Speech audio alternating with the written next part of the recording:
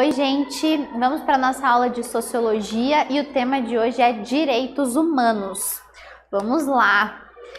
Qual que é o nosso objetivo com esse conceito, com esse direito? Também é um termo que a gente está ouvindo aí no dia a dia, às vezes tem até uma conotação pejorativa. Então vamos entender de uma vez por todas o que são os direitos humanos, como eles foram conquistados, por que eles foram tão importantes e ainda são tão importantes. Então nosso objetivo é identificar o que são os direitos e os grupos que se encontram em situação de vulnerabilidade em nossa sociedade, problematizando a necessidade de garantia de seus direitos básicos. Porque nós precisamos de direitos básicos, gente. A reflexão começa com o seguinte: o que são direitos humanos? Para vocês, o que vocês pensam? Vocês reproduzem aquela máxima do direitos humanos para humanos direitos? Como é que está o seu pensamento sobre isso? Então vamos conversar um pouquinho sobre esse tema.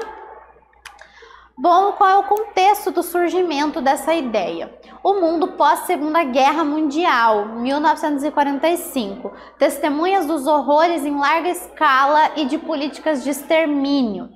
Holocausto, extermínio de judeus e outras minorias, amparado por políticas racistas e discriminatórias. Temos então a criação das Organizações das Nações Unidas, a ONU, e a assinatura da Declaração Universal dos Direitos Humanos em 1948.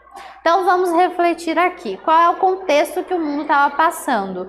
Fim da Segunda Guerra Mundial, aquele caos global que estava acontecendo. Em especial, a gente tinha uma galera que eram os nazistas, que faziam atrocidades com outros seres humanos, né? Então eles exterminavam os judeus, gays, cegos, portadores de deficiência, qualquer pessoa que não chegasse ao padrão que eles consideravam humano. Então quem fosse diferente da raça ariana não era considerado humano, então poderiam ser exterminados, torturados, mortos, enfim, câmara de gás, todo esse contexto. Então, pensando nisso, em todas as atrocidades que aconteceram nesse momento de Segunda Guerra e pós-guerra, foi necessário construir essa instituição, essa organização das Nações Unidas e fazer essa declaração, dizer, olha, nós todos somos seres humanos, essas políticas discriminatórias e racistas estão erradas, cientificamente erradas, e a gente precisa fazer alguma coisa para mudar isso, certo? Então vamos lá, qual é a intenção dessa declaração? É promover a expansão de alguns direitos considerados essenciais à vida humana. É basicamente a gente pensar, todo mundo tem o direito de estar vivo. A liberdade ao reconhecimento da diversidade como forma de combate às discriminações e desigualdades. Então, olha a importância dessa declaração, né, que vai surgir em 48. Temos uma imagem aqui da ONU, da sede da ONU em Nova York. E pensem um pouquinho sobre essas questões, né? A gente estava num momento catastrófico da humanidade, de grupos humanos exterminando outros grupos humanos. E não foi a primeira vez, né? Em muitos momentos a gente viu isso acontecer. Então vai surgir a necessidade dessa declaração, de ter legalmente essa ideia de mínimos direitos para que a gente tenha direito à vida, à liberdade e à diversidade. O que fundamenta, então, os direitos humanos? Uma noção de indivíduo portador de determinados direitos, direitos esses que devem ser garantidos pela sua condição de ser humano. A declaração pretende ser uma carta de princípios para uma cidadania universal. Então, algumas ideias aqui na imagem do que venham a ser esses direitos, né? Educação, nacionalidade, pensamento, liberdade, trabalho, vida, coisas básicas, né? Vamos passar agora por alguns artigos da Declaração Universal dos Direitos Humanos. São artigo 5. Ninguém será submetido a tortura, nem a tratamento ou castigo cruel, desumano ou degradante. Artigo 9. Ninguém será arbitrariamente preso, detido ou exilado. Artigo 18. Todo ser humano tem direito à liberdade de pensamento, consciência e religião. Esse direito inclui a liberdade de mudar de religião ou crença e a liberdade de manifestar essa religião ou crença pelo ensino, pela prática, pelo culto e pela observância em público ou em particular. Então, alguns exemplos de artigos da Declaração Universal dos Direitos Humanos, como ninguém será preso arbitrariamente, ou da liberdade religiosa, podemos fazer cultos independente da nossa diferença religiosa, e enfim. Continuando. Paralelamente aos debates que marcaram a Declaração Universal dos Direitos Humanos, a ONU promoveu também uma série de estudos que denunciavam as teorias racistas e práticas de discriminação. Assim surgiu a Organização das Nações Unidas para a Educação, a Ciência e a Cultura, a Unesco, inaugurada em 1945, e ela possui sede em Paris. Então a ONU vai garantir aqueles direitos através da declaração, e ao mesmo tempo vai surgir essa outra instituição que é a Unesco, né? Essa Organização das Nações Unidas, mais voltada para a educação e para a ciência, e com muitos pesquisadores, muitos cientistas sociais, antropólogos, etc. A gente vai ter vários estudos e documentos que vão denunciar essas teorias racistas e todas as práticas discriminatórias.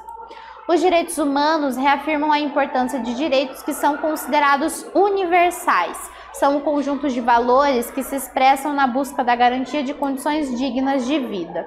Ou seja, para além de suas dimensões normativas e legais, os direitos constituem pretensões éticas que têm o propósito de defender a dignidade e a humanidade de determinados sujeitos. Então, basicamente é isso que vocês precisam se lembrar. Direitos humanos se refere a uma mínima humanidade e dignidade que todas as pessoas do mundo inteiro deveriam ter.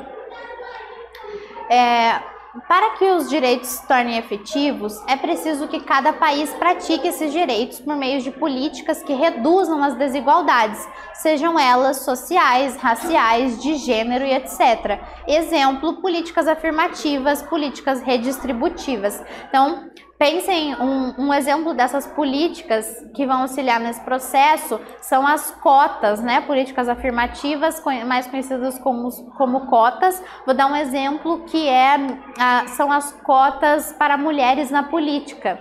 Então, por muito tempo, a gente não tinha mulheres participando da política no país. Então, a gente precisa de uma lei que favoreça com que elas comecem a participar. É mais ou menos essa a ideia.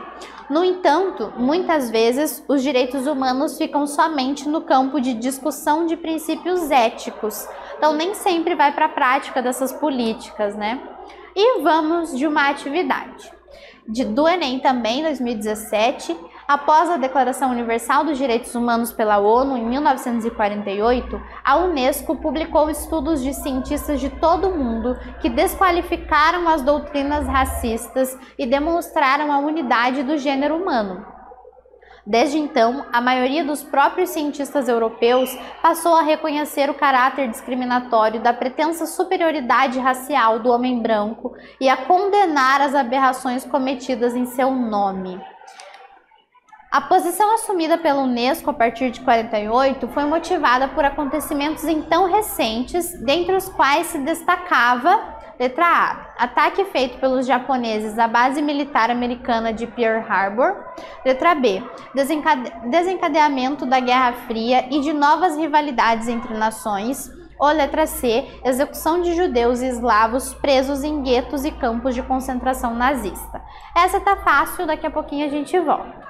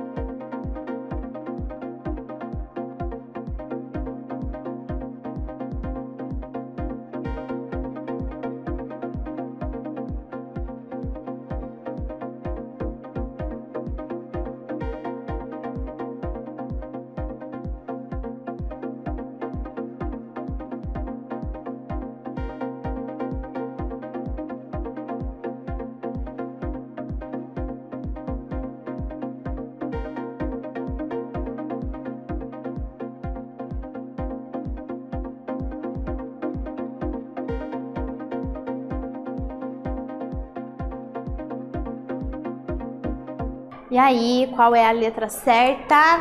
É a letra C. É a execução de judeus eslavos presos em guetos e campos de concentração estão dentre os acontecimentos que motivaram a decisão da Unesco de formalizar todos aqueles estudos que vão dizer que essa discriminação, toda aquela ciência em forma de teorias raciais estava errada. Esse é um conteúdo que é muito abordado no segundo ano também, sobre essas teorias étnico-raciais. Então, deem uma olhadinha maior, que é uma parte super importante. Então, continuando. Sobre os direitos humanos agora no Brasil. Movimentações iniciais nos anos de 1970. Então, nos anos de 1970, qual era o contexto? Nós estávamos tendo violações aos direitos humanos ocorridas na ditadura civil-militar. Então, nós tínhamos tortura, desaparecimentos, prisões arbitrárias, tudo aquilo que nós acabamos de ver que consta lá na declaração. Inclusive são 30 artigos lá na Declaração Universal dos Direitos Humanos, a gente viu 3 por enquanto. Mas a gente viu como exemplo esse justamente de que nenhum ser humano deveria ser torturado ou preso arbitrariamente. Engajamento de setores sociais como a Igreja Católica, as lideranças sindicais, a Ordem dos Advogados do Brasil e a Associação Brasileira de Imprensa estavam então engajadas ali em favor dos direitos humanos no momento em que nós não estávamos tendo esses direitos efetivos.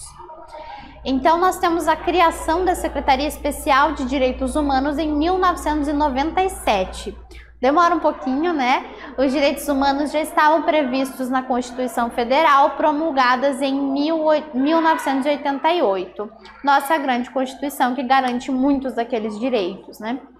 Criação do Programa Nacional de Direitos Humanos, o PNDH, que teve 3 edições, 1996, 2002 e 2009, e resgate da memória da ditadura e das violações ocorridas no período.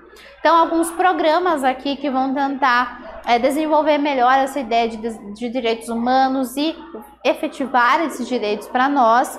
E um exemplo agora vai ser a Comissão da Verdade. Então, nós passamos por um período no Brasil que afetou muitos os direitos humanos, como nós já comentamos. Então, a gente vai ter agora também uma proposta de trazer à memória essas coisas que aconteceram para que elas não se repitam. Temos também aqui nessa luta pelos direitos a expansão da educação em direitos humanos, especialmente na educação básica. Então agora nós estudamos sobre isso, entendemos o que são. A efetivação da laicidade do Estado, então o Estado laico, todo mundo tem direito a seguir a religião que quiser. Liberdade religiosa, a legalização da união civil homoafetiva e a Comissão da Verdade, como eu estava comentando, criada em 2012, com o objetivo de apurar e documentar as violações ocorridas nos direitos humanos no período de 64 a 88. A gente vai ver alguns dados dessa Comissão da Verdade no Paraná. Constatou-se pelos trabalhos da comissão que mais de 6 mil habitantes foram perseguidos, 70% dos sindicatos com mais de 5 mil filiados sofreram intervenção, 28 assassinados e 30 espancamentos no meio rural interior do Paraná, 16 religiosos católicos desaparecidos ou mortos, remoções forçadas de aldeias e povos indígenas em todo o território nacional e cassação de professores universitários e perseguição a estudantes.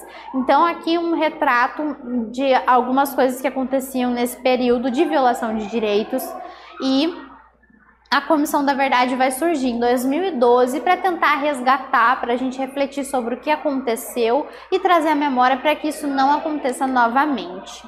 Vamos de mais uma atividade e na volta a gente vai ver mais alguns artigos dos direitos humanos. Enem também.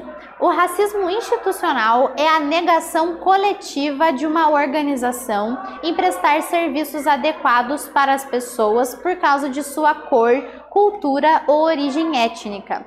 Pode estar associado às formas de preconceito inconsciente, desconsideração e reforço de estereótipos que colocam algumas pessoas em situações de desvantagem. O argumento apresentado no texto permite o questionamento de pressupostos de universalidade e justifica a institucionalização de políticas antirracismo. No Brasil, um exemplo desse tipo de política é a letra A, reforma do Código Penal. Letra B, elevação de renda mínima. Letra C, adoção de ações afirmativas. Letra D, revisão da legislação eleitoral. E letra E, censura aos meios de comunicação. Então, um tempinho para vocês pensarem na resposta e já já voltamos.